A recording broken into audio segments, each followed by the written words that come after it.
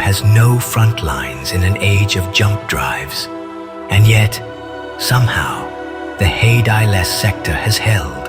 For 1 year, this region of space has been the focal point of an unending conflict. 7 solar systems locked in ceaseless battle, a place where strategy meets chaos, where democracy and corporate war machines clash without resolution, until today. May 9th, 1982. The Omnitech Armistice Initiative deploys its largest invasion fleet in recorded history. 10,000 warships, countless AI-driven drones, the heart of their war machine. Their target, Die More by More Station, the last great stronghold of the Federation. They did not come for conquest. They did not come for negotiation. They came to erase this system from history. The void is silent. Then, a flicker, a ripple in space. Then another, then 1,000. Hyperspace tears open. The fleet arrives, first in 2s and 3s, then in waves, then in walls of steel, blotting out the stars. Precision formations, engines glowing with the eerie blue of corporate authority. The war machine has arrived. At its center, the Eternal Prophet, a warship so massive that its gravity distorts space-time. It is not just a weapon, it is a declaration, a monument to efficiency, a machine designed for one purpose: absolute control. Inside Die More by More Station, the defenders prepare, not with hope, not with the illusion of victory, but with the knowledge that survival is resistance in itself. At the heart of the war room, Guinevere Kenyon does not flinch. She does not waver. She does not speak. She is watching the board. She is watching the numbers. And she is waiting. Elsewhere, aboard the war's whisper, frozen fallout stands on the command deck, eyes fixed on the abyss beyond the viewport. There is no fear in him. There is only inevitability, no retreat, no surrender, only war. The first 5 minutes will decide everything. Omnitech fires first. 10,000 warships, 10,000 coordinated strikes, a perfect opening salvo. Railgun rounds and plasma lances cascade toward the station, a planetary-scale bombardment designed to erase a fortress the size of Jupiter in minutes. This should have been the end, but Die More by More Station does not fall. Shields ignite. Impact waves ripple across the void. The station absorbs firepower meant to shatter moons, and yet it does not break. The Omnitech Armistice Initiative has miscalculated. Their AI-driven war models have not accounted for the one factor that cannot be predicted: willpower. The station strikes back. Artillery cannons, dormant for a year, wake and fire. The first OAI Titan shatters as railgun rounds carve through its spine. The Federation does not fight for conquest. They do not fight for control. They fight because there is no alternative. They fight because they refuse to kneel. Taki's fighter squadron moves in, weaving between enemy formations like ghosts, launching a counter-offensive before the AI can adapt. Janun reroutes power across the fleet, distributing shields to ships on the verge of collapse. And at the center of it all, Gwen sees what no one else does. Patterns in the fire, gaps in the chaos, the openings that will turn the tide. The first mistake of the battle has been made. It will not be the last. War is fought with weapons. War is won with deception.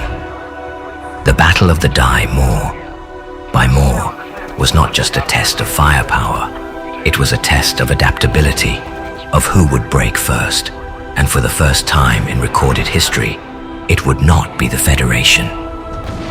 At precisely 1347 Standard Time, Omnitech's forces recalculated. Their AI-driven war models had adapted to the failures of the first wave. Adjustments were made, firing patterns adjusted, fleet movements synchronized. The numbers told a new story, one that ensured their victory. On the command deck of the Eternal Prophet, the OAI fleet commander observed the battlefield with cold efficiency. His fleet was already correcting itself, forming tighter attack lanes, isolating targets, In a matter of minutes, they would cut through Daimor by Mor's defenses. The war machine had compensated. The station would fall. Or so they believed. The moment passed. Then, a second hyperspace signature, different from the first.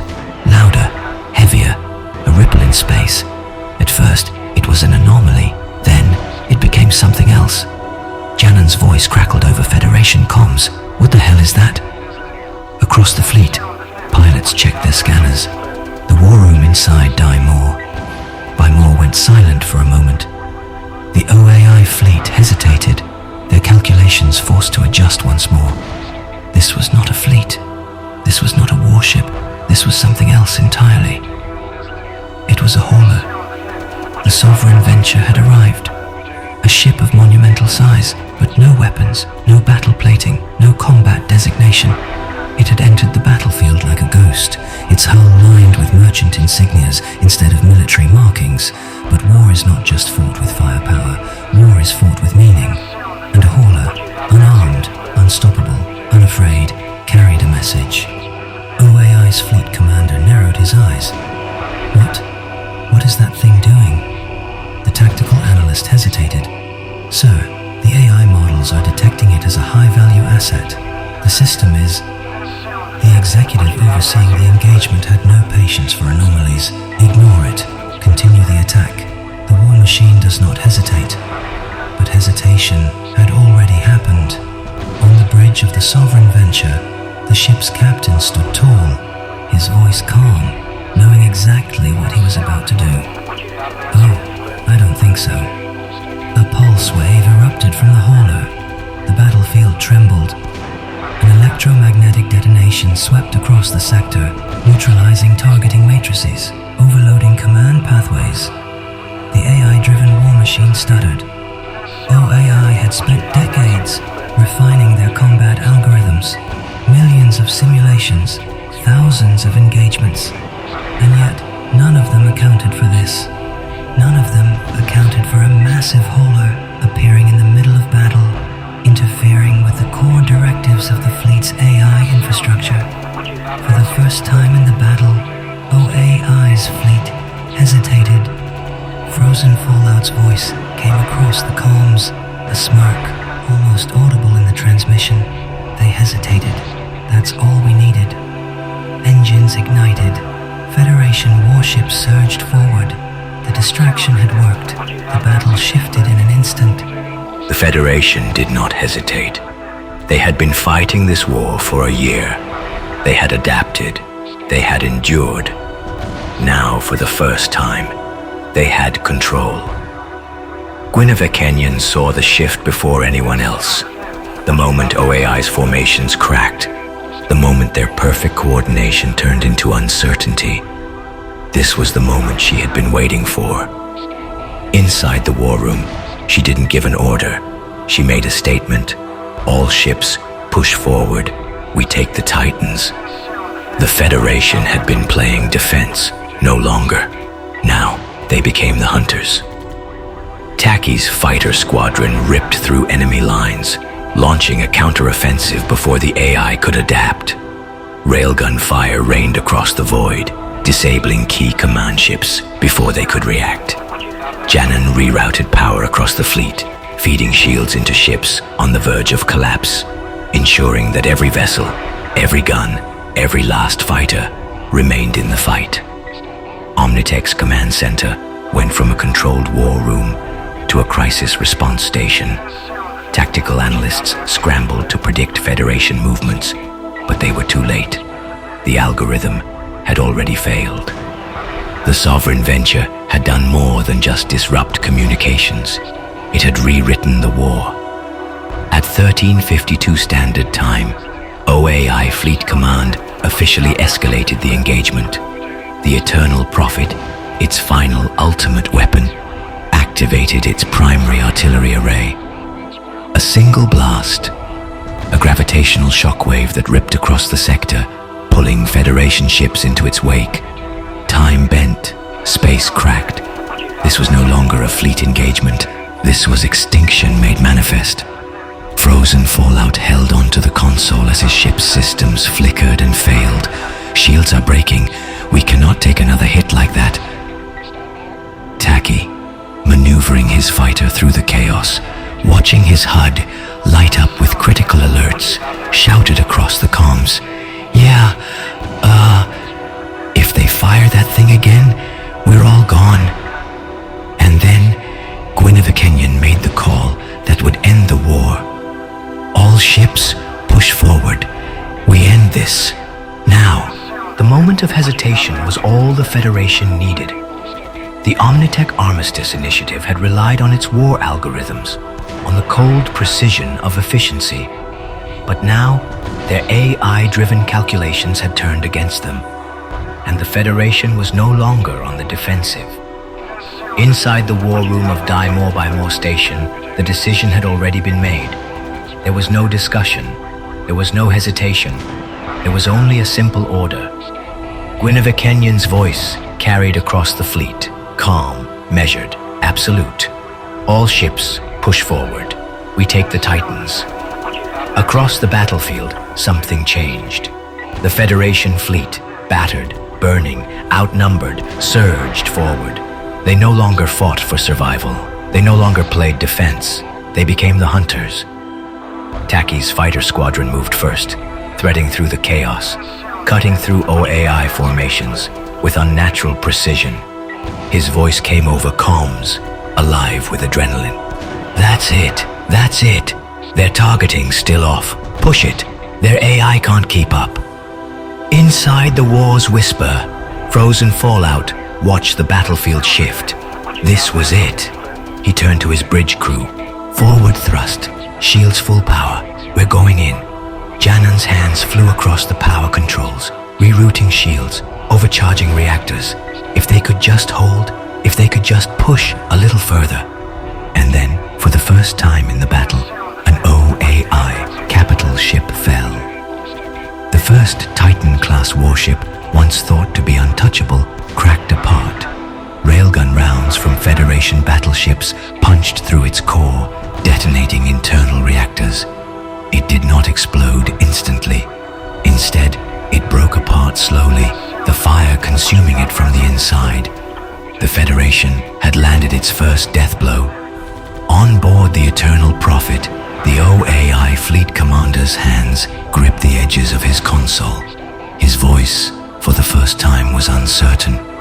No, this isn't how it was calculated. The tactical analyst's voice trembled as he watched the battle feed. Sir, we are losing Titans.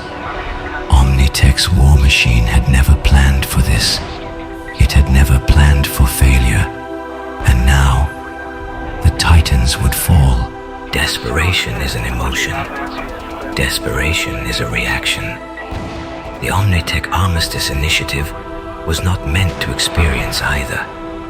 And yet, for the first time in its history, OAI was desperate. Inside the war room of the Eternal Prophet, the fleet commander's voice carried an edge of something that had never been heard before. Panic. His hands gripped the console, his breathing sharp, his mind always calculating, always precise, now searching for answers that did not exist. The AI models had failed. The war machine had failed. Their Titans were falling. Their fleet was losing. And the Federation was still coming. The OAI executive overseeing the battle spoke with the same tone as always. Cold, unfeeling, distant. There was no panic in his voice, no hesitation. He did not ask how they were losing. He did not ask how the battle had turned against them. He simply asked one question.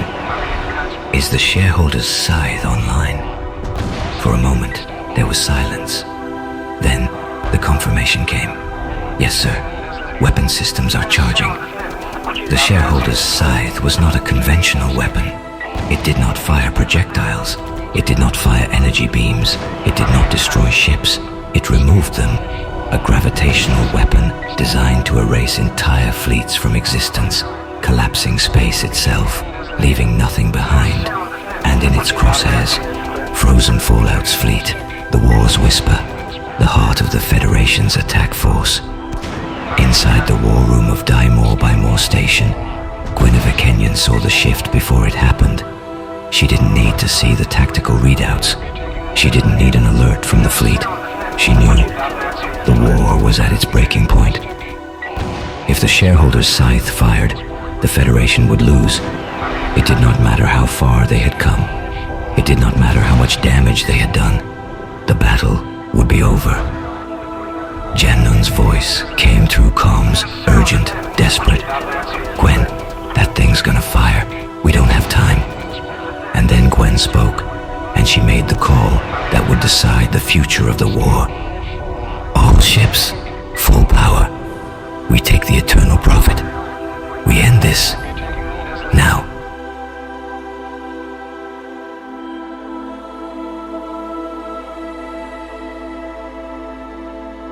Artlist.io